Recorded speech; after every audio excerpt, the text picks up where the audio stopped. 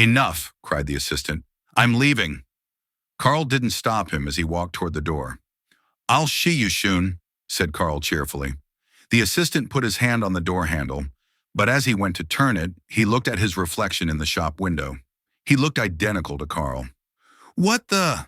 He looked down at his hand. It was the same as Carl's. His shoes, also the same as Carl's. How had he not noticed this before? The assistant turned and grabbed the door handle, opened the door, and ran out. The assistant walked back into the shop and Carl said, Come in. Come in. I'll show you the ropes, and then I'm going to pack and leave you to it. It's pretty straightforward.